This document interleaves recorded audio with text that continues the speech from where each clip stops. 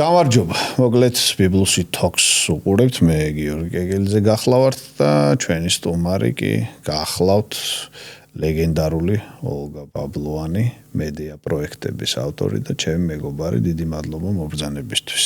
რომელი ეპიტეტი იყო შენთვის ყველაზე მნიშვნელოვანი ამ სამიდან? მე მგონი რომ ძალიან გადაჭარბებული იყო პირველი. ჩემი მეგობრობაც? შენი მეგობრობა ყველაზე რეალისტური იყო. არა, მე მგონი მედია პროექტების ავტორობაც და ლეგენდარულობაც შორი ახლო ტრიალებს. მოკლედ მადლობა რომ მოხვედი. სერიოზულ თემაზე უნდა ვილაპარაკოთ, ცოტა არა სერიოზული დასაწყისის მიუხედავად, როგორ ქმნის ადამიანი საკუთარ თავს ამ ეპოქაში სხვადასხვა სივრცეში. ეს ეპოქა ძალიან ზოგადი გაგებით, იმიტომ რომ ჩვენ ვილაპარაკებთ რეალურად ამ ეპოქის სხვადასხვა მონაკვეთზე, რომელიც თვისობრივად განსხვავდებოდა ერთმანეთისგან, განსაკუთრებით ქართველისთვის. ეს არის 90-იანი წლები, მერე უკვე 2000-იანები და დღეს თანამედროვე რეალობა. შენ დაიბადე უბრალოდ შენი ახალგაზრდობა კი ბატონო, შენი ახალგაზრდობა დაემთხვა ძალიან რთულ დროს. ეს დრო რთული იყო ყველასთვის, მიუხედავად იმისა, რომ შენ წარმატებული ოჯახის შვილი იყავი. რეალურად თქვენზეც და ყველაზე თითქმის თანაბრად დაისახებოდა ეს ყველაფერი. მოდი ჯერ წარმოგვადგენინე 90-იანი წლების თბილისი დასაწყისის და მერე ახალგაზრდა გოგოსთვის, რომლის მამაც ცნობილი რეჟისორია, მაგრამ ეს მაშინ მართლა ვერ ახდენს ვერანაირი გავლენა, შეიძლება რაღაცა ნიუანსური ცვლილება შეიტანოს ყოფით მოცემულობაში, მაგრამ ისე ძნელად და როგორც ცდილობენ იმდროინდელი შენი ასაკის გოგოები საკუთარ თავის დამკვიდრებას. რა არის მათი ასპარეზის სურვილები და ოცნებები? გიორგი, რა იმაში ისტორიაში გადამაგდე. მე მგონი ეს ქვეყანა ცდილობს რომ დაივიწყოს ეგ პერიოდი და შენ ახლა თუ არ გავიხსენებთ ვერ დავივიწყებთ. გითანხმები, კი, მე უბრალოდ ის უკვე რომ გადაანალიზებული მაქვს, ახლა კიდე უკდიდან უნდა დავხედო. მე მგონი რომ გახსენება არის ერთ-ერთი საუკეთესო საშუალება დავიწყების. ნახე, ანუ უარყოფითი ფორმით კი არ მინდა რომ დავიწყო, უბრალოდ იმხელა დრო გავიდა იმის მერე, რომ რაღაც ახლა კინო ფორმატით წარმომიდგა თავში ამაზე ლაპარაკი. მე ხვდი ახლა უფრო სხვანაირად შემიძლია, რაციონალურად მაინც ისე ვერ ხედავ. ესე იგი რა ვთქვათ, 90-იანი წლები რა იყო? ნუ ყველამ ვიცით რაც იყო, მაგრამ ნახე, მე ვიყავი თინეიჯერი დაახლოებით ესე 13 წლის, როცა სამოქალაქო ომები, პირველი დამოუკიდებლობა საქართველოსი, შემდეგ მერე ეს აფხაზეთის ომი, ეს ყველაფერი რაც იყო ამ ქვეყანაში, უცებ ჩემი გარდატეხის ასაკის დროს ვიცხოვრე. და ნახე როგორ არის, როდესაც რაღაცა პატარა ხარ, რაღაც დიდი წარმოდგენები გაქვს ცხოვრებაზე, ჯერ კიდე რაღაც ოცნებებში ხარ, კაი, რაღაც ვერაცნობიერებ გესმის რა არის რეალობა, რა არის ფიქცია და ასე შემდეგ.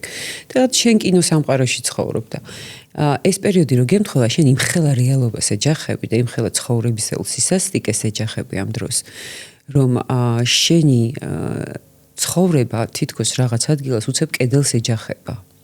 მით უმეტეს რომ შიგნიდანაც გარდატეხის ასაკის მღელვარება გაქვს და წესით ხელი უნდა შეგიწყოს ცხოვრებამ, რომ ეს იოლად გადაიტან და პირიქით ამოცემულობას გახვედრებს. კი, ანუ იოლად გადაიტან ნიშნავს, რომ სწორედ დაინახო რა გზაზე მიდიხარ, მაგრამ ის გზა, როდესაც ნაღმით არის უკვე დაბომბილია და გარშემო უკვე ყველაფერი გადაიწვა. ეს არის ძალიან რთული ბავშვისთვის ზოგადად, რომ ამის შემდეგ კიდე რაღაცა სამომავლო ხედვა ქონდეს, იმიტომ რომ თითქოს ცხოვრება ძალიან მალე სრულდება ამ დროს, ხო? მეტი რაღა უნდა იყოს და დასრულდა. ეს შთაბეჭდილება შეიძლება ქონდა. და მე ვსწავლობდი 53 სკოლაში, რომელიც იყო ეპიცენტრი ყველანაირი პრობლემატური თემის, რომელიც ეს სოციალური რეალობა და რიკოშეტივით ირეკლებოდა რა ამ სკოლაზე. მექა იყო მაგამბების. იცი რა არის? ცენტრი იყო.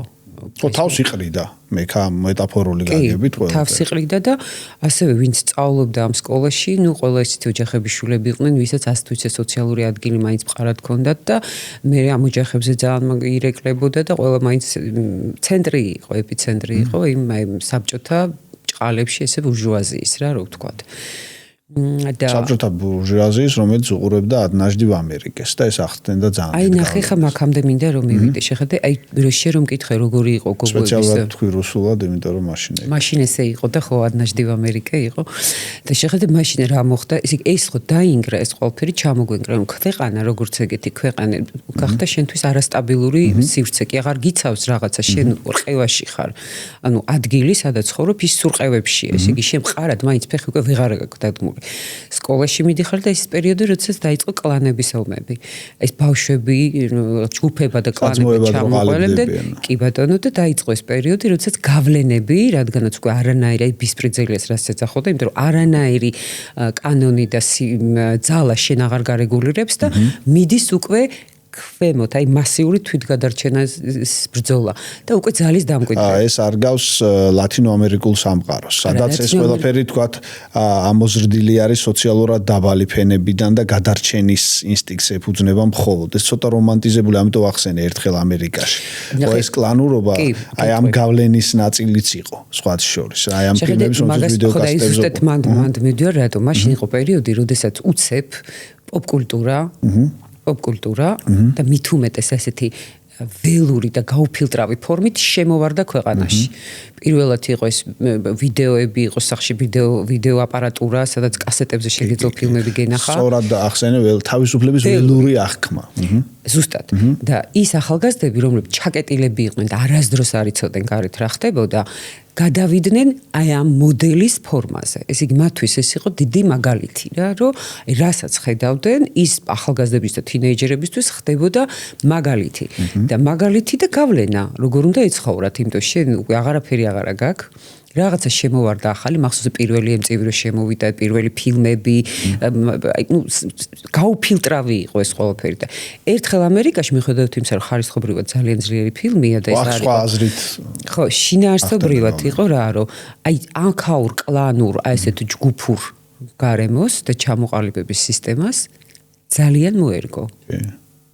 და ახალგაზრდებმა ეს შეითვისეს, როგორც ესეთი ძალის ერთ-ერთი მაგალითი. და ქვეყანა მაინც ტრადიციულია, ჯგუფურია, კლანურია, ასე შემდეგ, ხო? მაგაზე კიდე ცალკე ვთქვა, თუ გინდა დღესაც ეგრე გრძელდება.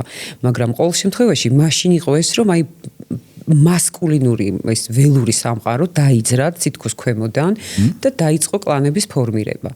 და აბსოლუტური ბისპრიძელია ქვეყანაში. ხა ჩვენ, რომელიც მამჩემი მაინც რეჟისორი იყო და ინტელექტუალური ოჯახიდან ვიყავი, რომელიც 24 საათის განმავლობაში მარტო ის აინტერესებდა, რა დაეწერა, რა მოეყოლა, უყვარდა თავის ქვეყანა, ყავდა ძალიან ბევრი მეგობრები, ძალიან ეროვნული ესეთი შეგრძნების ტიპი იყო და უცებ ეს ყველაფერი ინგრევა და თვითონ აი 4 შვილის ოჯახში, ოჯახი აქვს 4 შვილით, ცოლი და აი ამ რეალობაში ხდება. აი რა უნდა ქნას, ხო? რეჟისორმა კაცმა ამ დროს. რა უნდა გააკეთოს და ბავშვები როგორ უნდა გადაარჩინოს ამ რეალობას.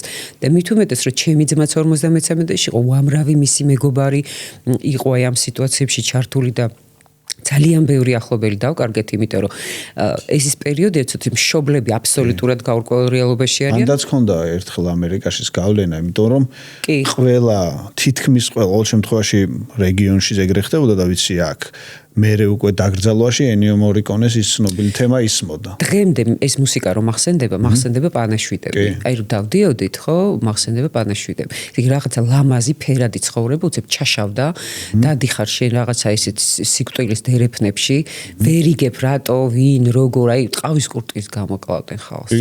სწაული ხდებოდა.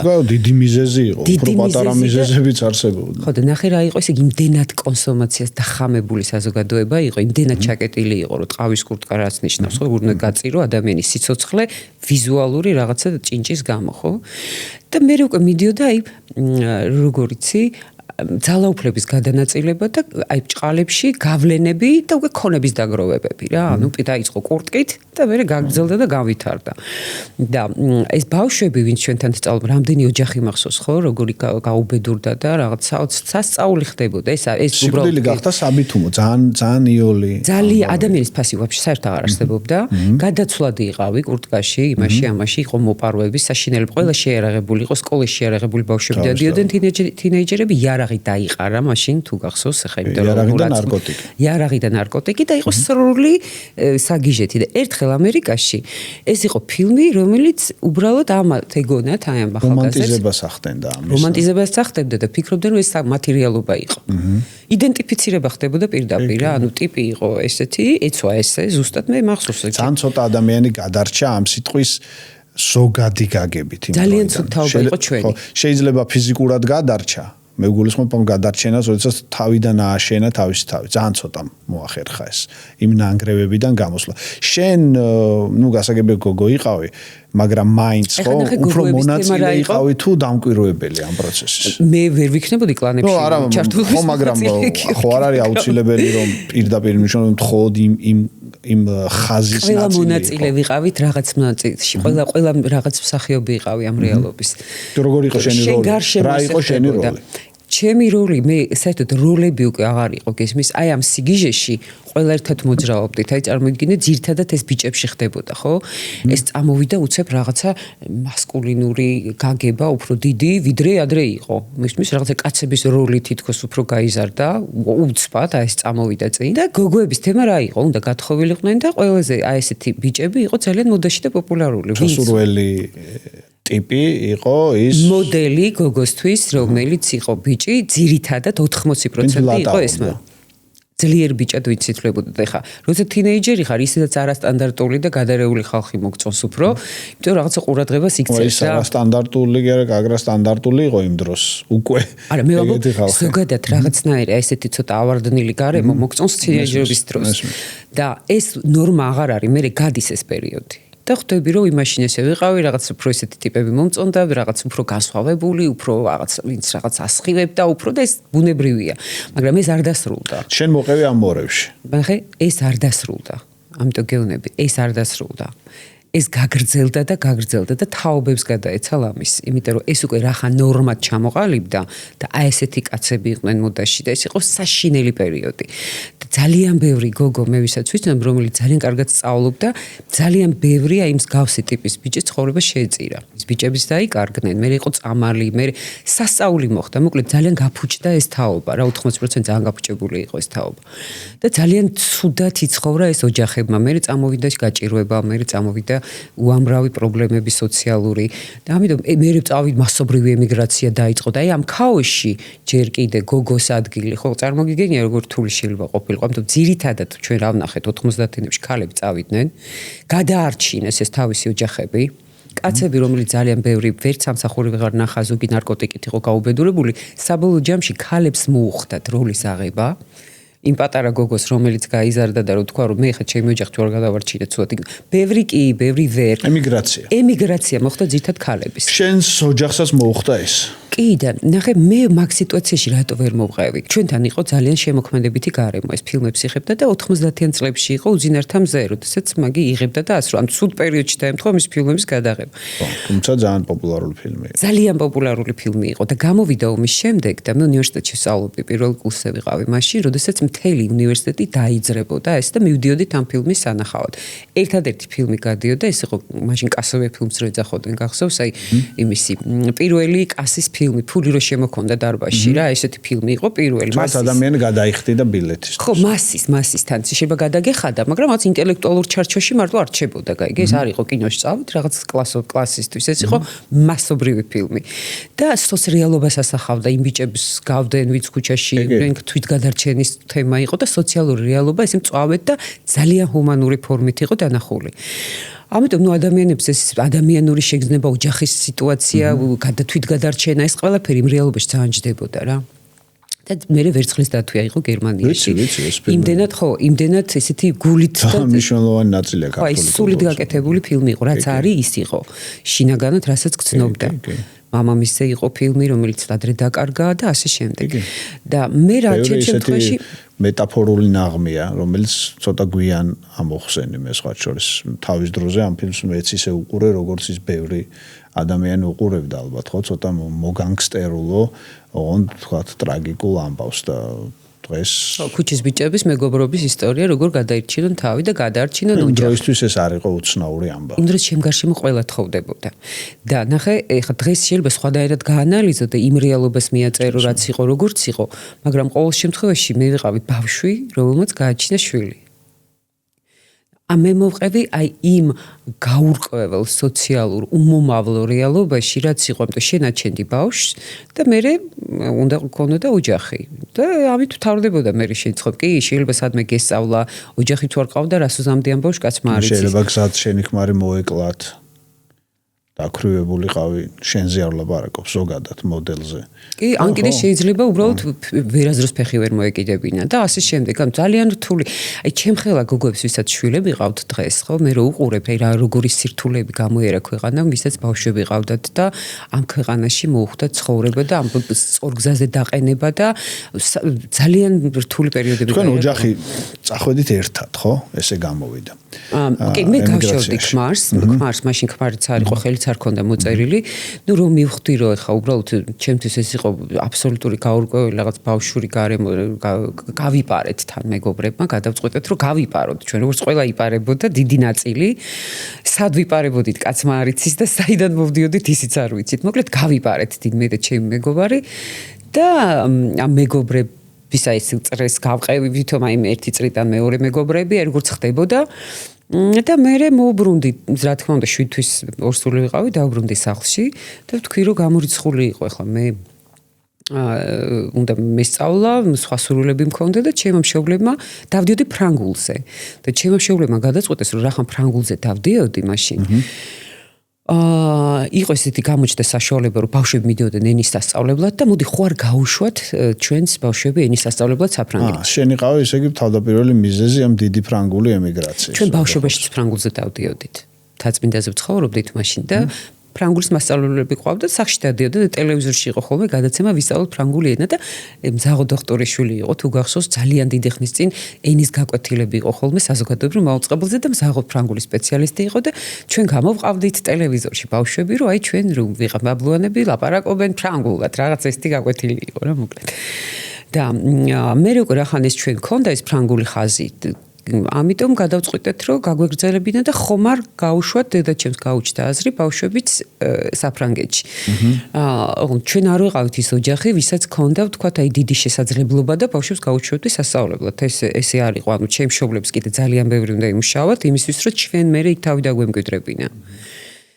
და აი ჩემი შვილიანად ჯერ ჩვენ წავედით ბავშვები, მე, ჩემი ძმა და ჩემი და სასწავლებლად, ჯგუფი გაკეთდა ესეთი, რამდენიმე ბავშვი წავედით, მე ყველა აქეთ-იქით დაიშალა, ზოგი დაბრუნდა, ჩვენ დავრჩით, ჩემი მშობლები ჩამოვიდნენ შემდეგ და გაგრძელდა ეს ოჯახური მუშაობის პროცესი. და როგორი არის ქართველი, ესა რომელი წელი დაახლოებით? 95-ში წავედი პირველად. ანუ ნუ ხო საქართველოში ჯერ ისევ სრული ქაოსი და სტაგნაცია რაღაცნაირად სასწაული ხდებოდა. ჯოჯოხეთს აღწევ თავს, ჩადიხარ ერთ-ერთ ყველაზე განვითარებულ კულტურული, ეკონომიკური აზრით ევროპულ ქვეყანაში, საფრანგეთში და რას აკეთებს ქართველი ადამიანი, ნუ გავიგერო შენ სწავლობ, მაგრამ უკვე წარმოვიდგინოთ, რომ მთელი ოჯახი ხარ ჩასული. როგორი არის აი პირველი, უკვე აი აქეთ ამ ხარესხა ცხადი არ გულისხმობ 20-იანი წლების ქართულ ემიგრაციას, აი დამოუკიდებლობის აღდგენის მერენდელი ქართული ემიგრაციის ყოფა ევროპაში. ნახე რომ ჩავედით, ეს ნაი როგორ იყო, იცი, იმდენად განსხვავებულ, საიდან ჩავედით, ხო? აბსოლუტურად გადამწვარი ქვეყნიდან. და რომ მოხვდით, ეს იმხელა კულტურული შოკი იყო და იმხელა სივრცეში მოხვდით უცებ. დღემდე მახსენდება უდიდესი სივრცის და ფერადი განწყობის შეგრძნება. რომ აი ჩვენ აი დიდი სორბონის უნივერსიტეტის ენის კურსებზე ეს იყო იმხელა ხელახლა დაბადების პერიოდი იყო. უცებ სხვა ადამიანი გახდი. აი რამხელა გამნიშნულობაა გარემოს როგორ გვიწყობს ადაპიროვნულად ადამიანურად ჩამოყალიბებაში რა. და უცბად მივხვდით ეს ველური რაღაცა საშინელი გარემოდან თურმე ჩვენ სხვა შეგრძნებებიც გაგვაჩნია. რომ ჩვენ შეგვიძლია რომ აქ რაღაცა ვისწავლოთ, ნახოთ, ჯერთი ძალიან დიდი სილაღის და თავისუფლების შეგრძნება დაგვიბრუნდა. და ეს ძალიან მნიშვნელოვანი იყო. უნდათ ალბათ ადრე კონდათ ბავშვობაში, ღრმა ბავშვობაში. აი ის პერიოდი, რომელიც აქ ძალიან რთული იყო, ხო? ამიტომ ეს რაღაცნაირად იქით გადავაგორეთ და მე წავიდა იქ. მე ძალიან რთული იყო თან, იმიტომ რომ თან აქაურობა ძალიან გენატრებოდა, გიყვარდა აქაურობა, ხო? ინტეგრაცია? ხო, და ნახე ჩვენი ინტეგრაცია ძირითადად სულ სწავლით და სწავლის პერიოდი იყო და მუშაობის პერიოდით გაგრძელდა. ანუ ეს ისეთი თემა არ იყო, რომ ეხლა მე ჩავალ და ერთი წუთი წამოვწვევი და დავისვენებ და გავერთოვი და რაღაცას ვიზებ. ჯერ მე ისეც არ მიყვარდა აქეთ-იქით სიარმე, რაც იყო უფრო ხელოვნებასთან კავშირში ყოველთვის მაინტერესებდა კულტურული გარემო და სივრცე რა, არასოც არ მყარებია ეს რაღაცა გიჟური კლუბები, ესეთი თემები. არც არ მიყვარდა და არც გზნობდი, რასაც არ მჭირდებოდა. ამაში ენერგიის დახარჯვა სხვაგან გადაქონდა. მე თან შვილი მყავდა უკვე ბაღში და დიოდა იქ წამოვიყვანეთ.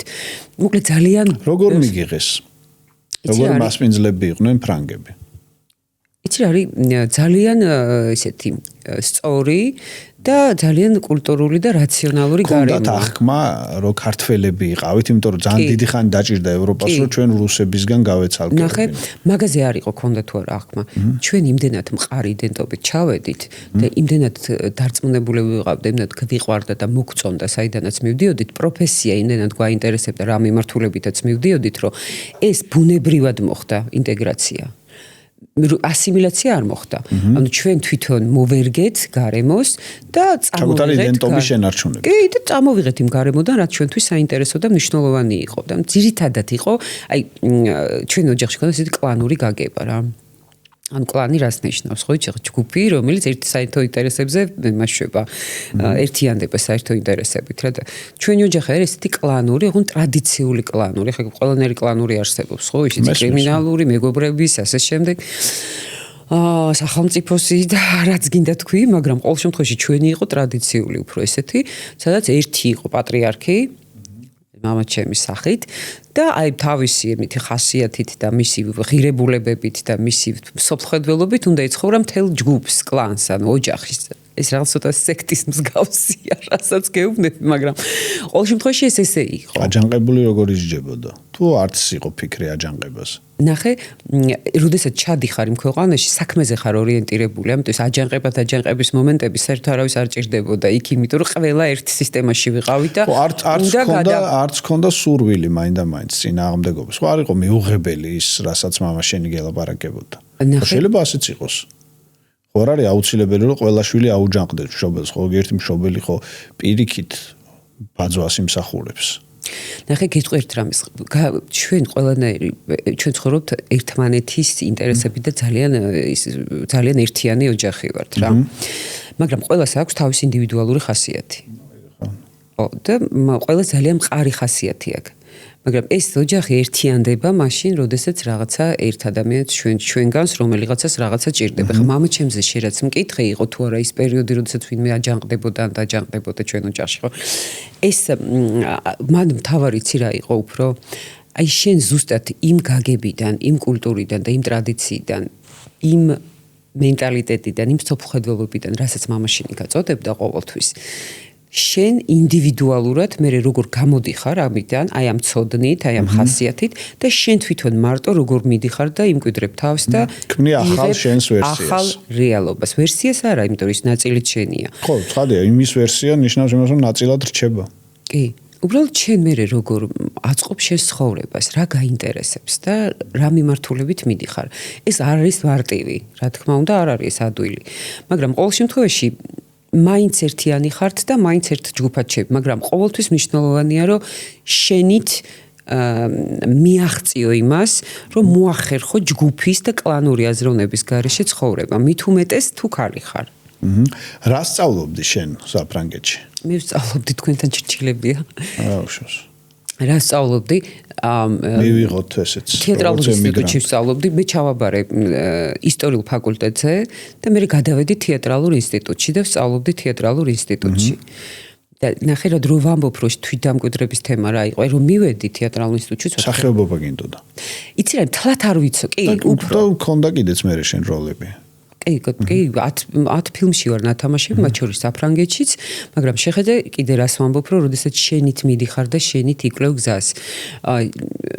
მე არც არავინ არაფერს არ მომაკლებდა, თუ არც რომც რას დროს არ მემუშავა, არც არავინ არ დამაკლებდა იმას, რომ ყურადღება მქონოდა და თუ მინდოდა მსახიობის შემელო ყოფილიყავი და ამ მსახიობობის გზა კიდევ უფრო გამეხსნა, მაგრამ ეს ყველაფერი იყო ჩემი ოჯახიდან გამომდინარე. ეს იყო ოჯახური ხედვა, ოჯახური კულტურა, ოჯახური პროფესია და ოჯახური ტრადიცია. ამ შემთხვევაში შენი ინდივიდუალური ხასიათი ბევრად უფრო ნაკლებად ჩანს და გეკვეთება. ამიტომ იყო, როდესაც გადავედი თეატრალურ ინსტიტუტში, მე მივხვდი იქ თეატრში მე რა მაინტერესებდა. მე მაინტერესებდა ძალიან მიყვარდა ეს პრეზენტაცია, რაც პრეზენტაცია, სცენის პრეზენტაცია, ძალიან მაინტერესებდა ისტორია და მედია. მე უფრო ვარ პოპკულტურის მიმართულების ადამიანი, ვიდრე კინოსი და აი უფრო ესეთი კლანური და ჯგუფური სისტემის ტიპი. და საქართველოში რომ გადავწყვიტე, რომ მე გამეკეთებინა პროექტები, რომ პროექტებსაც მოზე გადავალთ ნელ-ნელა. ესიც მაგის ნაწილია. საქართველოში დაბრუნდი რამდენი წლის წინ, იმ გულისხმობ იმ დაბრუნებას, რაც საქმიან, თქვათ, ნაწილში გამოიხატა. 2014-ში გავაკეთე პირველი გადაცემა მშვიდობით იარაღო. მოკლედ, მოდი ჯერ სანამ თვისობრივ ნაწილზე გადავიდოდეთ, ცოტა წავფილოსოფოსოთ და ვიკითხოთ ეგეთი რაღაცა, ხო? ჯერ და მე თუ გინდა სხვა სიღრმეებიც მოვსვით. ხო, დაბრუნების აქტი რა, შენთვის რა იყო? ანუ ეს ველი საქართველო. იყო როგორც საკუთარი თავის გამოხატვის ყველაზე უფრო შესაბამისი ადგილი, სადაც ყველაზე უფრო იოლად, თქვათ, წარადგენდი საკუთარ თავს, ვიდრე, თქვათ, საფრანგეთში, რომელიც მესმის, რომ უკვე შენი ნაწილი გახდა, მაგრამ მაინც სხვა ინერციის კულტურა, თუ ერთგვარი სივრცე, სადაც რაღაც ტიპის მისიონერობას შეძლებდი, რაღაცას ჩამოიტანდი, რომელიც, თქვათ, რომელიმე ამბავს განავითარებდა. ესე იგი, ნახე როგორ იყო საქართველოში საერთოდ არ მქონდა ესე მიზნობრივად გადაწყვეტილი, რომ რაღაცა გამეკეთებინა, მაგრამ რასაც მე იქ ვსწავლობდი, ყოველთვის ფიქრობდი, რომ ნახე, აი აქ ეს განვითარდა ქვეყანა ესე და ის მე რაღაცა რომ დამწვარი და გადაბუგული დავტოვე, გაუთვითნობიერებლად, აი რა ვიღაცას რომ რაღაცა აკლია და რო ფიქრობ, რომ აი ხამას რო გავაკეთებ, იქ ხო უფრო კარგად გაკეთდება, იქ ხო უფრო ადამიანებს სჭირდება, თქვა. აი საქართველოში როგორ გაკეთდებოდა ახლა ეს, აი თქვა იმ რაღაც ჩაკეტილ, რაღაც ესეთი პოსაბჭოთა, თქვა ესეთ რეალობაში, სადაც თქვა განათლების სიმწირეა.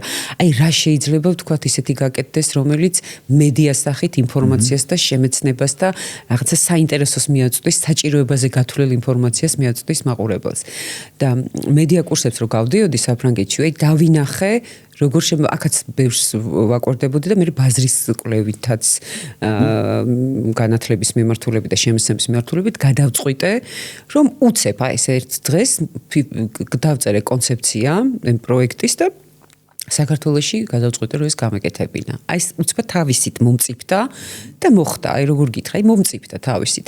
იმდენად მონატრებული მქონდა ქავრობა, აი ყველაფერი მენატრებოდა, რაც აქ იყო, წარმოიდგინე, იმიტომ რომ მე ხო ესე ნებაყოფლობით არ წავს უბრალოდ. რომელსაც უნდა დამშვიდობებულიყავი. იარაღით, რომელიც უნდა დამშვიდობებულიყავი. და ეგრე იყო, კითხვა იყო, ეს იყო ხაზი გადაცემის. იმდენად მომენატრა აქავრობა, რომ ვიფიქრე, რომ აუცილებლად საქართველოში უნდა გავაკეთო ეს. და ამას როგორ გავაკეთებდი, რა ფორმით მოხდებოდა ეს, მე არავის არ ვიცნობდი საქართველოში, საერთოდ არავის არ ვიცნობდი. და საფრანგეთში უკვე ჩვენ რო ჩავედით, იქაც არ ვიცნობთ, მაგრამ რაღაცა ფორმით უკვე თავი დამკვიდრებული ქონდა, მე ხვდი? და საქართველოში არაფერი აბსოლუტურად არავინ არ ვიცნობს საქართველოში ვინა ვარ და მე ეს ქვეყანა მენატრება, მე აქ ვიმუშავე და მინდა რომ ეს პროექტები გავაკეთო. აი, ნახე, რატო ვამბობ, ეს შემოქმედებითი კუთხე, სადაც მე გავიზარდე ოჯახის სივრცის მასშტაბს ძალიან დიდს გაძლევს ეს შემოქმედებითი ხედვა. სამსახური ჩემთვის არასოდეს წარმოუდგენელი იყო სამსახური, რაღაც ვიწრო ჩაკეტვით ყოფილიყო და ჩავიკეტებოდი რა და იმდენად აი ეს მიჩვეული ვიყავი, რომ სულ დიდ სივრცეში გვიწევდა მოქმედება. ხელოვნება შემოქმედება ამას გაჩვენებს, იმიტომ რომ გადაღება იმ ხელა რაღაცა მთელი წლები იწერება, რომ მიდიხარ შემოქმედებით სივრცეში, ხო? ლიტერატურა კი ხელოვნება გაძლევს ამის საშუალებას და მე შენი მშობლების მაგალითი, იმიტომ რომ იმათ მას თავისით შექმნეს ყველაფერი, მამჩები არასდროს თავის თავს არ გაქცევია, არც დედაჩემი, ამიტომ ეს შექმნის პროცესი, რომ იქაც შევქმნი და ჩემსას ავაშენებ, ეს ყველას ქონდა ძალიან ინდივიდუალური. ცოტა ავანტიურისტული ამბავი.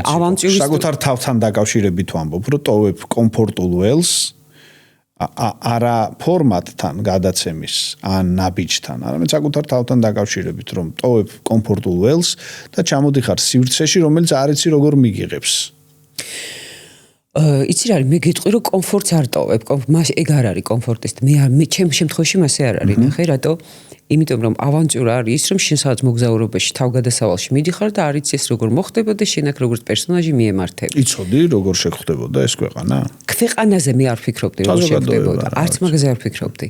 და არასდროს არ გამიკეთები არც ერთი პროექტი, რომელზეც მიფიქრია რომ ეს უნდა ყოფილიყო ან საზოგადოებას მორგებული, ან უნდა ყოფილიყო რეიტინგული, ან უნდა ყოფილიყო ხმაურიანი, ხმაურისთვის ჩემი ოჯახის სახელით მეყოფოდა. მაპატია ნახე დავასრულებ. მაგისტვის ახლა ისეთი ქვეყანაა, სადაც შენ რო დაждდა შენი ოჯახის ამბებით იარო ეთერ, იქაც მშვენივრად მიგიღებენ. ეს არ არის ის. მე ვამბობ საქმით და პროფესიული გამოცდილებით შენ რას გააკეთებდი ამ ქვეყანაში აბსოლუტურად 24 საათიანი მუშაობით და ეს ძალიან გათვლილი და დაწერილი კონცეფცია იყო. და აქ ყველაფერი მე ვიყავი პროდიუსერიც, ავტორიც, სცენარისტიც, ანუ ცოტა არანორმალურ რეჟიმში მიხდებოდა მე ყოფნა, ამიტომ რომ ქვეყანაში დავფრინავდი სუთვეში ხან 4-ჯერ მივდიოდი და მოვდიოდი ბავშვების გამო.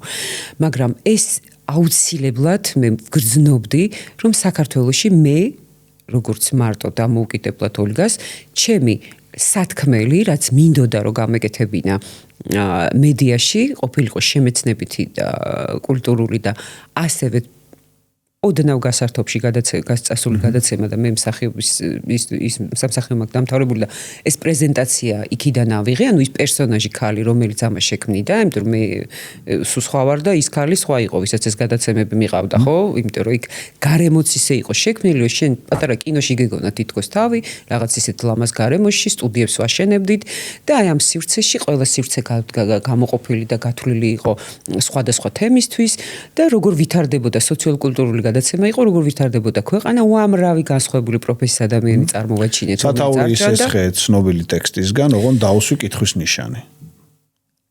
არა, მოიცა, დავასრულებ. და ეს რომ დავიწყე მე ამისაკ გაკეთება, ის თემა რომ დაგისრულო რა, მე რომ დავიწყე ამისაკ გაკეთება, შენ მე მკითხე რომ ეს იყო თუ არა მარტივი და რას ტოვებ რაღაცას რო აკეთებ, ხო? ეს იყო ჩემი იდენტობაზე თუ ლაპარაკობთ, ეს იყო ჩემი იდენტობის გამთლიანება. მე სათაურის შემთხვევით არ მიხსენებია, მაინც თქვათ არანაფიქრი არ იყო ეს, ხო? პირიქით. გიორგი, ნახე, ეს იყო დაწერილი კონცეფცია. სათაურს გულისხმობ. ასევე სათაურიც. იმიტომ რომ ქვეყანა იყო თვითონაც ომებ გამოვლილი ქვეყანა და ტრამვები, ტრამვა რა არის? არაერთომ გამოვლილი. რა თქმა უნდა, და ტრამვა არის ის, რაც შენ გიღვივდება, გიღვივებს ტკივილს და თითქოს დღეს ხდება. ტრამვა ეგ არის, რომ მოუშუშებელი რატოა, რომ დღეს ისე გახსენდება, თითქოს გუშინ იყო. და რა, აი ეს ქვეყანას კიდევ აქვს ნაციონალური ტრამვა კიდე აქ ამ ქვეყანას, რომელიც მოუშუშებელია და ტკივა. და რო ჩამოვედი, იმდენად იგრძნობოდა ეს ყველაფერი კიდე და იმდენად იგრძნობოდა ხალხში ეს ტკივილი, რომ დავარქვი გადაცემას მშვიდობით იარაღო. ანუ რა იარაღს იმას, რაც შენს წინ არის მომართული და იმ მშვიდობები რა აღარ გატკენს. და რა არის შენთვის მტკივნეული, რაზეც არასიტყვი, აი ამ გარემოში. და ეს იყო მშვიდობით იარაღო. კონცეფცია იყო ესეთი. ერთი ადამიანი იყო ცნობილი, გავლენიანი საზოგადოებაში, არ ქონდა მნიშვნელობა პროფესიას, პოლიტიკოსი თუ მწერალი თუ ვინც გინდა და დანარჩენები, ვინც იყვნენ სტუმრები გადაცემაში, სხვადასხვა დროს შემოდიოდნენ, იყვნენ სოციალურად აბსოლუტურად არაცნობილი ხალხი. მაგრამ საინტერესო ადამიანები. ძალიან იქნებოდა სტუდენტი ეს, იქნებოდა ემიგრანტი ქალი, იქნებოდა მეხანძრე, მაშინ ფერმერი, აი დამწყები მეღვინე, ყველა სხვადასხვა პროფესიის ტიპები. მე უკვე შეიძლება ყოფილიყვნენ ცოტა ოდნავ კიდე უფრო ცნობილი ადამიანებიც მასისთვის, მაყურებლისთვის, მაგრამ არასაჯაროდ ესეთი აქტიური ტიპები. ანუ ჩვენ ყავდა ხალხი, რომელიც სოციუმის საინტერესო ნაწილს წარმოადგენდა კლასობრივი სხვაობის მიუხედავად და ერთად იკრიბებოდნენ, მაგრამ ერთი იყო გავლენიანი. და ხა რატო იყო საინტერესო, იმიტომ რომ დამოკიდებულება ამ ქვეყანაში დიდი კაცი გახსოვს სიტყვა? დიდი კაცია, დიდი რატოა? კაცმა არ იცის, თანამდებობა რო აქვს, იმიტოა დიდი, მაღალი როა, იმიტოა დიდი თუ ხო, ხო, მაგრამ დღეს ნელ-ნელა ეს იცვლება, მაინც ესე მარტივი არ არის უკვე ეს დიდი კაცის თემა, მაგრამ მასობრივ კულტურაში მაინც ეს ისევ კარგად ზის, იმიტომ რომ მაინც ძალიან ისეთი კონსერვატორული და პოსტსაბჭოთა კავკასიური კლანური გარემო. როლში ვიყავი. შენიყავი? დიდი კაცის? შენიყავი უკვე არა მშვიდობითი არ გინდოდა დიდი კაცის როლში მომეწვიე? რატო მაშინ ესე ახლოს არ გიცნობდი? ისედაც ვარ. შენ ხარ საზოგადოებრივ მოღვაწე. ხუმრობ. მოკლედ ერთი გადაცემა ძალიან პოპულარულია დღემდე. ეს არის რა დროს ეს იყო მშვიდობითი იარაღო, რომელიც საზოგადოებრივ მაუწყებელზე კეთდებოდა. ხო და არა, ის იმ მაგ სერიის ის ერთი გადაცემა განსაკუთრებით ლეგენდარულია. მაპატის სანამ გადაცემაზე მივალ, იმიტომ რომ 10 წელი გავიდა და 15 და ყველა 10 წელი, 11 წელი გავიდა ყველა მაგაზე ლაპარაკობს. უბრალოდ აი რასაც ყვები, ეს გამოჩნდეს იმ გადაცემის შინაარსიდან. მინდა რომ კიდე მაგან არ გადაგფარო. არა, მაგაზე ცოტა ხანი თან საერთოდ ნუ ვილაპარაკებთ. ნახე გიო რა მინდა რომ გითხრა, ეს გადაცემა იყო საზოგადოებრივ მაუწყებელზე და ჩვენ გარეთ ვიქირავე სახლი და იქ ვწერდი ამ გადაცემას. და მორგებული იყო აუცილებლად ამ სოციუმზე, ამ გარემოზე და ასე შემდეგ. და როდესაც ეს ძალიან რთული იყო ამის გაკეთება, ეს იყო ურთულესი, იმიტომ რომ მე არავინ არ მელოდებოდა და არ არის ეს ისეთი ქვეყანა, რომელიც კლანურ ჯგუფურია მაინც და ასე თუ ისე ესე გარედან მოვარდნილი ადამიანი და მით უმეტეს როდესაც ჩემმა მშობლებმა მამჩემ არც იცოდა სად ვიყავი, რას ვაკეთებდი, გონზეც არ იყო. ამიტომ უცბად რომ დამინახეს ეთერში, გაგიჟდა საფრანგეთში იყო მახსოვს, საიდან გავქრი და საწავედი და რას ვაკეთებდი, თან ძალიან ჩემი გადაწყვეტილება იყო, ხო? ამ ხელა იმაში შემოვარდნილი ყავი, მე გიყურებს ხალხი საზღვარგარეთ, საქართველოში ეს არ არის თემა, რომელიც მარტო რაღაც შენ ქვეყანას ეხება, ხო? შენ გეხება შენ იდენტობას და შენ პროფესიას ეხება კიდე. და ამიტომ ეს იყო ურთულესი სამუშაო, ქონდა ძალიან ძლიერი ჯგუფი, კასტინგით ავიყვანე მახსოვს ჟურნალისტები, მაშინ ბავშვები, ვინც ჩვენთან მუშაობდნენ და სცენარსაც წერდი და საოცარი კრეატიული პროცესი იყო. და მერე გადავედი უკვე კომერციულ არხზე. მაგავე პროექტით არა. უკვე რა დროს ძილიათი გადავედი, იმიტომ რომ იქ უკვე იყო ის თემა თუ როგორ ვითარდება სოციალურად აი ამ კულტურაში ცხოვრები ქვეყანა, ყოფი ქვეყანა რა. და ისეთი იყო, რომ კონცეფცია იყო ესეთი, რომ სამი განსხვავებული სივრცე ქონდა, ის იყო სამზარეულო სივრცე, ის დივანი, სადაც სტუმრები ერთად იკრიბებოდნენ, შენ ნაბრძანები ხარ. როგორც დიდი საზოგადო მოღვაწე. ზარეულიც ვიყავი. ზარეულიც იყავი ყველა. ემიგრანტი ქალის გარდა ყველანაირ როლში. ყველანაირ როლში იყავ კი ბატონო. და ქონდა მე ბიბლიოთეკის ადგილი, სადაც კიდე ანუ ყველა სივრცეს ქონდა განსხვავებული ადგილი, განსხვავებული სტუმრები მოდიოდნენ და მყავდა აბსოლუტურად განსხვავებული ტიპის პროფესიულები, ადამიანები, იურისტები, რომლებიც საზოგადო იურიდიულ რჩევებს აძლევდნენ, მაშინ არ იყო ესეთი მარტივი ხელმისაწვდომობა ინფორმაციაზე ამ მიმართულებით, რომ შენ მოსახლეობა რომელიც გიყურებს და ტელევიზია ფარავს 85%-ს ფარავდა იმედი მაშინ, ხო? ეხლა არ ვიცი რამდენს ფარავს, მაშინ იმედში ვიყავით. და იმედში კიდე ის იმედი იყო მაშინ ყველაზე ესეთი ნეიტრალური და თავისუფალი სივრცე, იმიტომ რომ მაშინ იყო იქ რუსთავი ორის ამბები იყო, მთელი გადანაწილება ხდებოდა ისტორიული მედიასთან ერთად. და მედია ძალიან დიდი როლი აქვს ამ ქვეყანაში ისტორიის გადალაგებასთან და ისტორიულ კავშირებთან. დღეს უკვე როგორც ერთ-ერთი პოლიტიკური უდიდესი იარაღია. და გამოცლილია უკვე იმ პროგრამებს და შინაარსებს, თქვათ, რაც შეიძლება ადრე ყოფილიყო. ეხლა უკვე ეს სუფთა პოლიტიკური იარაღებად იქცა. თავისთავად. ჩემ დროს ეს არ იყო. მე 3 წელია 2022-ში გავაჩერე მე გადაცემა, იმიტომ რომ უკვე საოცრება იწყებოდა ქვეყანაში და ნუ მე პოლიტიკურ სივრცეში მე არანაირი ადგილი არ მქონდა. და ძალიან ცუდი ის იქნებოდა ჩემთვის, რომ ვთქვათ, ან მამა ჩემის ხაზით, ან პოლიტიკური ჯგუფის, ან რა ვიცი, ქმრის ძმის, ვინც გინდა იყოს, იმის ხაზით ყოფილიყო ჩემი საქმიანობა, ან საფუძველ ჩაყრილი, ან გზა გაგრძელებული. ამიტომ გავაჩერე ის, რისთვის რასაც ვაკეთებდი და ჩამოვედი და თუ რა დროს ძილეზე ვლაპარაკობთ, მაგალითად ევროკავშირი პირველად საქართველოში რა მისიას ასრულებდა, ეს ფრაგმენტულად იცოდა ხალხმა. და მე რეგიონებშიც რო დავდიოდი და ეს გადაცემებს წერდი, 350 გადაცემა თავის სიუჟეტით ჩაწერილი, ხო? ამ ადამიანებს რო ველაპარაკებოდით, მივხვდი რომ აბსოლუტურად არ ესმოდათ, რას ნიშნავდა ევროკავშირის ინტეგრაცია ქვეყანაში, ანუ ინვესტიციას რა კეთდებოდა, რა მნიშვნელობა ჰქონდა ისტორიული ამ ევროკავშირის ყოფნა საქართველოში. ზოგადად ისტორიულ კონტექსტში არაფერი არ განიხილებოდა. კაი, კონტექსტის გარეშე მცდელობა ქონდა ამ გადაცემით. ამ გადაცემას ვერ ექნებოდა ამ ხელა მისია, მაგრამ ყოველ შემთხვევაში ინფორმაცია საჭიროებაზე მორგებული და ადამიანებზე მორგებული იყო ჩვენთან. იცი როგორი ენერგია ტრიალებდა სტუდიაში, ხალხს ჩვენთან თანაწამყვანი იყავი, ერთხელ შე ლიტერატურულ სფეროს განიხილავდი, მოდიოდი და ყვირაში ერთხელ იყავი როგორც ლიტერატურის თანაწამყვანი ჩვენთან. ამ შემთხვევაში ხო, წამგე რამდენი თემა ქონდა და ერთ-ერთი ესიც იყო. კი.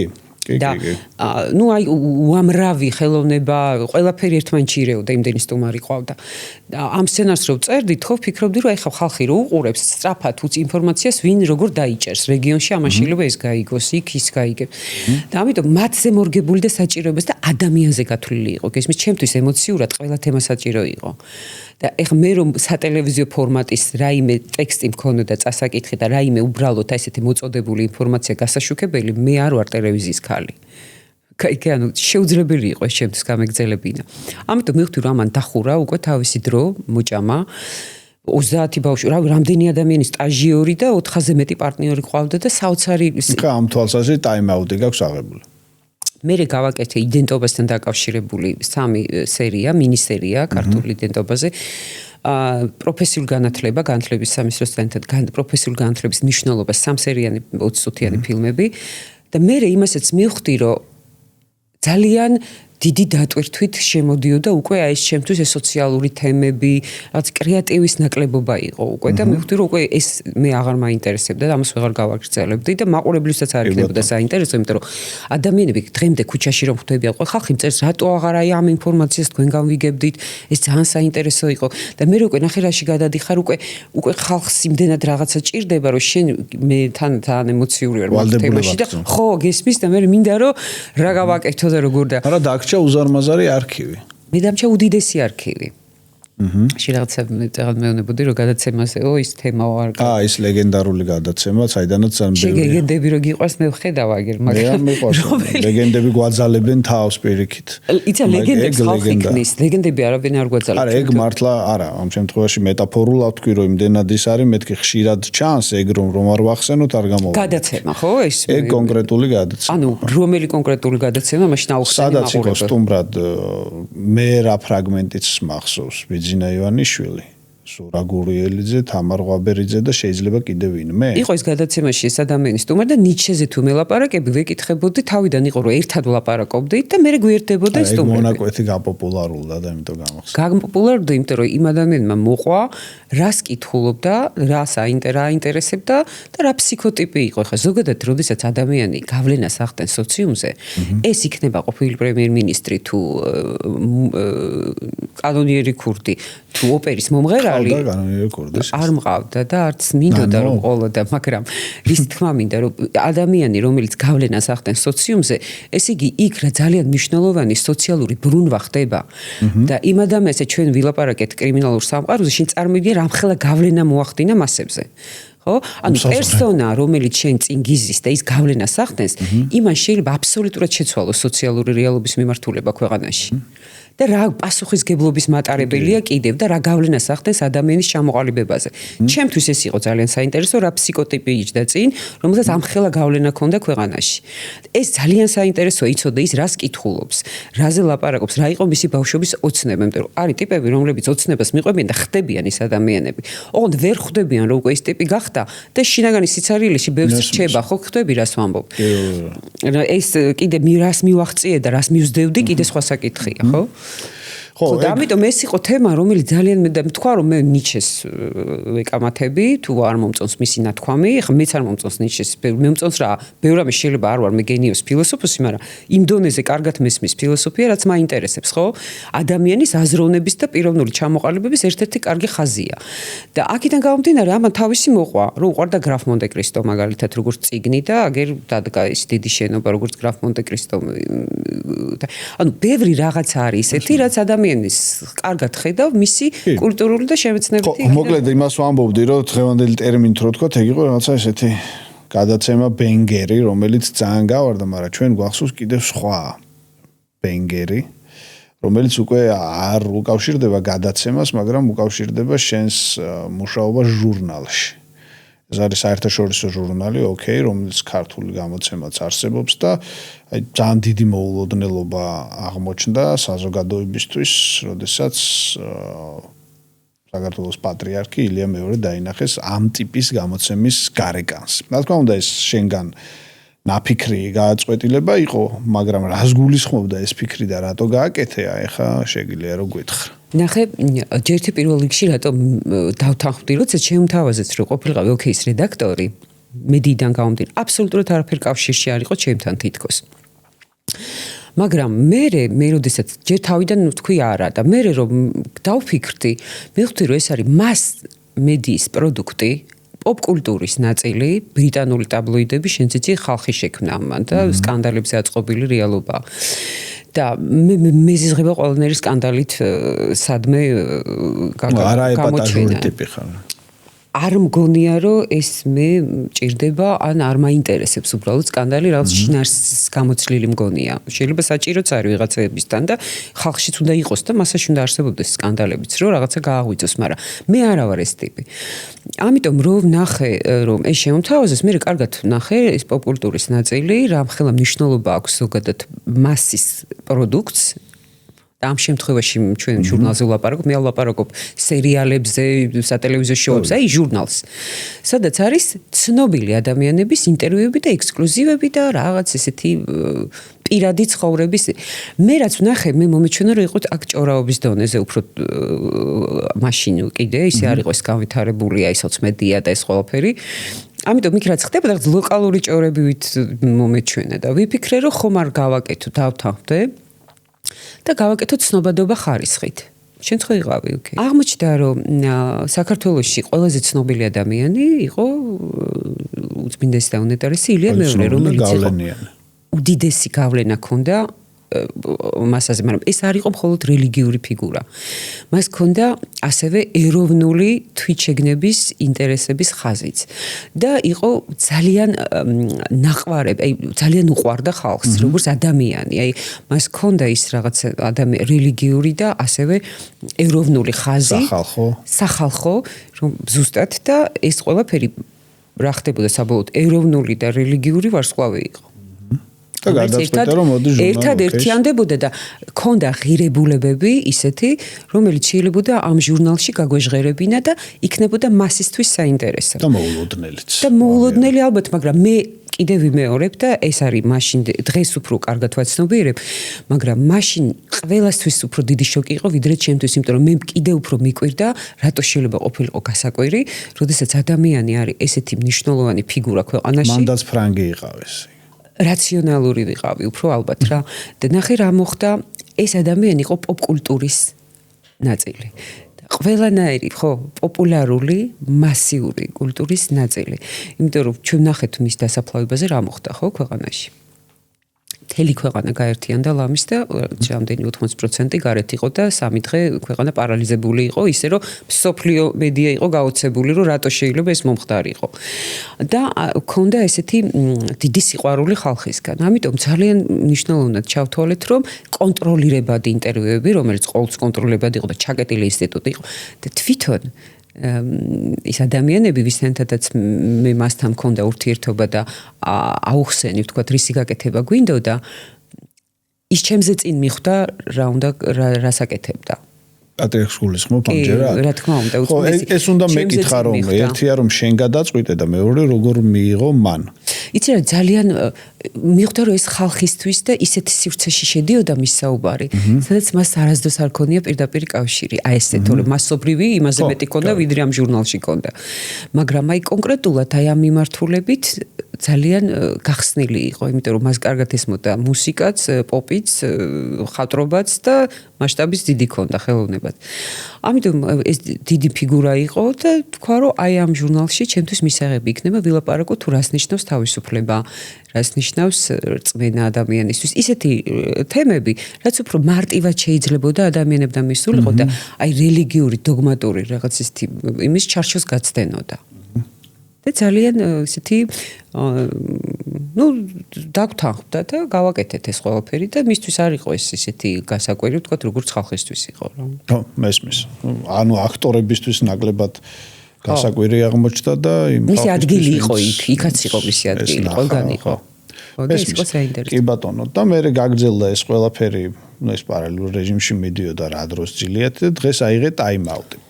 რას გულისხმობს? უბრალოდ ამ წუთას რამდენი რამე გამახსენა, იცი როგორ წამოვიდა კინოკადრებით, ეს რომ მოდის კადრები და რომ ვიმაშვები, რომ ფიქრობ, რომ ღმერთო ჩემო, მე ვიყავი ამდენ ამბავში ერთად და ამდენი ხალხის გარშემო და ამდენ ხალხში ტრიალებდი და კი, ბევრი პერსონაჟი ტრიალებში, და რაღაცები სხვა შორის ერთადაც გავაკეთეთ მახსოვს. წიგნების აქციები, უწერაში გავხსენით კი არა და მოვამარაგეთ სკოლის ბიბლიოთეკა ლელა კოტორაშვილის ძალიან კაი წიგნებით და კომპიუტერით და ეგ ძალაც ჰქონდა სხვა შორის პარალელური მაგ სოციალური აქციებს ვაკეთებდით თუ კი თქოს ერთი შეხედვით ხომ თლად ყვითელს ვერ დაარქმევ ოკეის მაგრამ ყოველ შემთხვევაში არა მაინდა-მაინც არა ვთქვათ ორიენტირებულს ამ მიმართულებით მედიას ხო აიღო ეგ ფუნქციაც რომ მაგალითად სკოლაში ბიბლიოთეკა მოემარაგებინა წიგნებით. კიდე ასევე ვაკეთებდით იმას ყოველთვის აი მაგალითად ჯარში მივდიოდით და ვაჩვენებდით ფილმებს. ანუ ჟურნალს ჰქონდა როგორც ესეთი მისია. სოციალური აქტორის მისია. რომელიც სოციალურად ხო დადიოდა და ხალხს რაღაცებს აჩვენებდა, აცნობდა და ახალ ადამიანებს აცნობდა კიდე მასას რა. სესი პროდიუსერის ამბავიც იყო და მე ჩვენ მაშინ რა იყო იცი კიდე საინტერესო რომ დილა იქნებოდა თუ საღამო საინფორმაციოები ყველა გვაშუქებდა. იწყებოდა ჟურნალი ოკეი დღეს ეწვია რაღაცას გააკეთეს ბუქფარტი შენთანაც რო გავაკეთეთ მაგალითად ამას აშუქებ 13 ჩართვა იყო რამდენი ტელევიზიაც იყო იმაზე მეტი ჩართვა ქონდა იმაზე მეტი ჩართვები იყო და ეს როგორ ხდება მოცული ქონდა მთელი ის რა და ამიტომ ვამბობ რომ იმდენი ხანი ვიყავი მე ეთერში და იმდენი რაღაც თემები გავაკეთეთ აქ რომ მე უკვე ცოტა ხანი უნდა გავჩერებულიყავი და დღეს შეუძლებელია დღევანდელ პოლიტიკურ ველში ეს მოხდეს ანუ შენ ტაიმ-აუტი გაქვს აღებული დღეს ნახე როგორც ხდება პოლიტიკური იცხოველია უკვე ტელევიზიები და ამ შემთხვევაში მარტო პოლიტიკა რო ხდება საღამოს ჟურნალი რაღაც ჯარში ფილმები აჩვენა და იქ ჯარისკაცებს შეხვდნენ და ეს სიუჟეტი უკვე ტელევიზიას თვითონ აღარ აინტერესებს სამწუხაროდ აი ეს სხვა რამეა დაუბრუნდეთ ამ იდენტობას და იდენტობის ერთი მნიშვნელოვანი ნაწილის გადაიარე ოჯახი ოჯახს რა გავლენა ქონდა ჩვენ ვილაპარაკეთ ამაზე გაკვრით უკვე გარკვეულწილად როდესაც თქვი რომ აი მახშივით იყო იტრატო იყო ხო მახში ალბათ უფრო სწორი ტერმინია ნათლი მამასავით იყო ნათლი მამა რა გინდა მახში არსებობს შესანიშნავი სიტყვა და უფრო სწორი მეტაფორა შენცი რომ მამა ჩემის დედა იყო მახში ქალი სვანეთში შესანიშნავი არ ვიცოდი ეგ ქალი იყო თვითონ მახში ხო მამაშენს ვიცნობდა პარიზში გვიქეიფე ერთხელ ერთად დაჩისთან სანგაი კაცი სოციალისტ. მოკლედ გადაიღეს ახლა ფილმში ხო იცი ჯაჭი? საინტერესო. ალინზე ფილმში გადაიღეს ჯაჭი. კი. მოკლედ მოგითხვა დაჩის ჩვენი ეთერიდან და ყველა იმ ქართველ ემიგრანტს ვინც თქვათ ახლა გვიყურებს და ხო და შენი შვილები ხო რამდენად არიან ამ მახშვის გავლენის ქვეშ? არა თუნდაც ეგ მაგრამ ხო მაინც გამოდის პრინციპში ანუ აი ამ კლანური ტრადიციის გამგრძელებლები რასაც შენ გველაპარაკებოდი ერთი გახდა ძალიან ცნობილი ერთი შენი შვილი სუპერსტარი გახდა სამოდელო მაშინ რა ქვია ბიზნესი ქვია მაგას ინდუსტრია ალბათ სამოდელო ინდუსტრიაში. მოდელი შვილის ამბავიც არასტანდარტულია, ქუჩაში შეამჩნიეს. ეგ ძალიან სტანდარტული რამეა მოდელებისთვის მინდა. სტანდარტული რამე არის, სტანდარტული რამეა მოდელებისთვისაც და ევროპისთვისაც, მაგრამ ჩვენი რაკურსიდან შეიძლება ვინმეს ეგონოს, რომ რახან თქვენი ოჯახი იქ უკვე კინოინდუსტრიაში წარმატებულია, ამის თქვათ ერთგვარი ექო იყო მის წარმატებაზე. სინამდვილეში პარალელურად მოხდა და ეგ მოგვიყევი ცოტათ. კინოინდუსტრიაში საფრანგეთში ეს იმხელა ინდუსტრია, კინოინდუსტრიაში ნახე უბრალოდ კი, შენასწმევნები მე მესმის, მაგრამ აი მაყურებელს რო სწორად გავაგებინო მე პასუხი. მაგის თქმა მინდა რომ იქაც შენ ეხლა ესენი აქ იღებენ ფილმებს ხო ეს არის ურთულესი ინდუსტრია და ამათთან კაცების კინო აქვს უფრო, რაც მასკულინური კინოა და ის რეალობა, რაც ესენი ყვებიან, თალაც საფრანგეთის მენტალიტეტიც არ არის. ის მორგებული ფრანგული. ხო, ახლა მით უმეტეს, ხო ხდები? ხო, მაგრამ იქ კაცმა არ იცის რა ხდება, შეიძლება ეხლა უფრო მოერგოს. იქავრობას ვიდრე ის ხო. იქ დაიწყო საფრანგეთის ძალიან შეიცვალა სოციალური რეალობა, აბსოლუტურად შეცვლილია ქვეყანა და ის კიდე სხვა პრობლემებს და სხვა სირთულეებს გადის ეს ტრანსფორმაციის ეპოქა. თანამედროვე ტექნოლოგიებიდან გამომდინარეც და იდენტობის საკითხი დგას ძალიან პრიორიტეტში და დიდი ამბებია. ეხლა ეს არაფერს არ ეხება არც კინოში თავის დამკვიდრებას, არც არაფერს. ამა თავისი გზა აქვს. და ნასტასია ქუჩაში გააჩერეს ერთხელ, ორჯერ, სამჯერ მოდის სახში ვიზიტკებით და აჩერებს დიდი სააგენტოები, ხან ფორდი, ხან ელიტი, დიდი სააგენტოები აჩერებენ. და ნასტასიას არ უნდა მუშაობა. იმიტომ რომ ამბობს რომ მე ბავშვი ვარ, მე სკოლაში უნდა ვიარო, მე უნდა ავიღო ბაკალორია, ავიღო ატესტატი და მე არ მინდა მუშაობა ჯერ.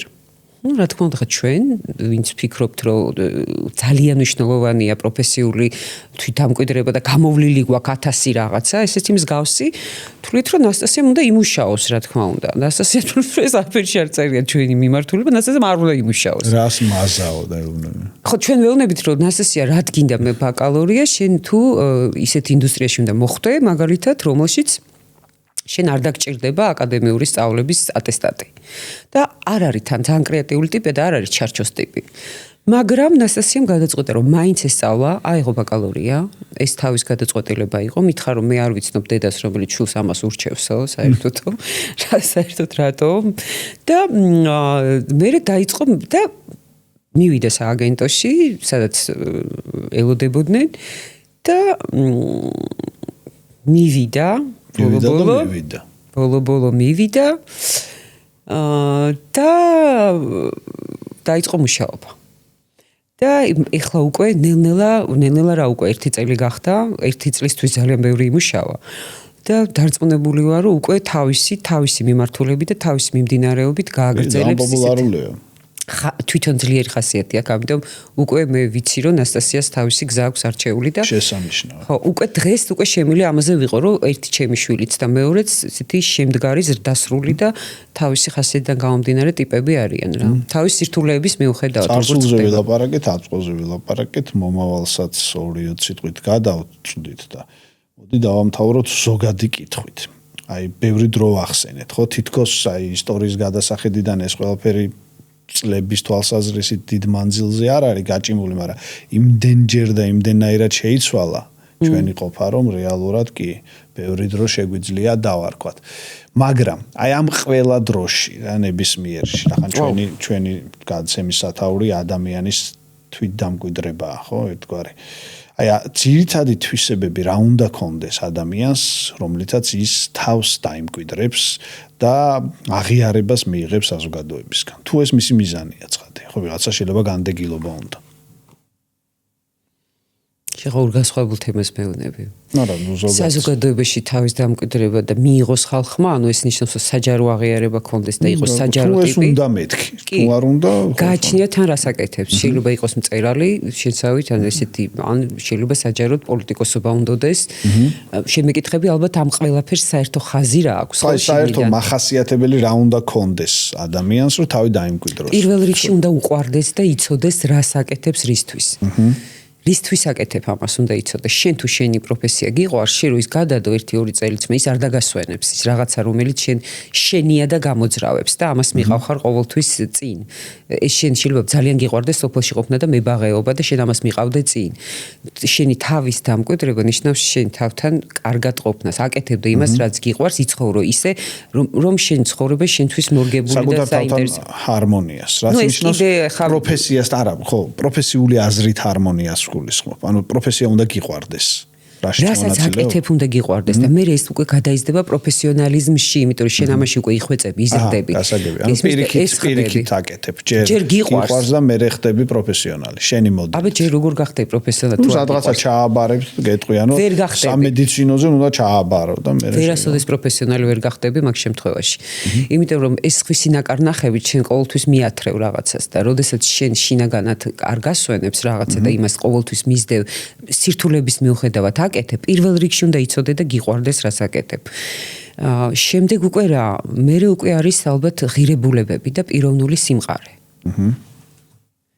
შენ ღირებულებების გარეშე ვერასოდეს, ვერსად ეს იქნება საჯაროდ, გარეთ, შიგნით თუ სადაც გინდა, თავს ვერ დაიმკვიდრებ, ვერსად კარგად ვერ იგრძნობ თავს. შეიძლება მიხვიდე და ისე მიაღწიო საჯაროდ, რომ ისე ციცარიელეს გძნობდე, რომ შენი მიზანი იყო რაღაცის საჯაროდ გამოჩენა, ყურადღების მიქცევა და რა ასე შემდეგ. ხშირია ეგეთი შემთხვევები. ევროპაში უფრო ნაკლებად არის, იმიტომ იქ ადამიანი უფრო სხვა გზებს გადის და აი ყურადღების მისაქცევად გაკეთებული საქმე და საჯაროდ და რაღაცა გაკლდა ესე იგი შენ ყურადღება და ამაში გადაგაგდა, აქედან გამომდინარე გინდა რომ გაღიარონ, მაგიარეს, მე რა გავქნა საღამოს. ეს სხვა თემა, უნდა გიყვარდეს, უნდა გაინტერესებდეს, რასაც აკეთებდე და არ უშვებდე თვალიდან. ეხლა მამა ჩემი მაგალითად მასწავლიდა მე კისტის თოფის სროლას ბავშვობაში, მასწავლიდა სროლას.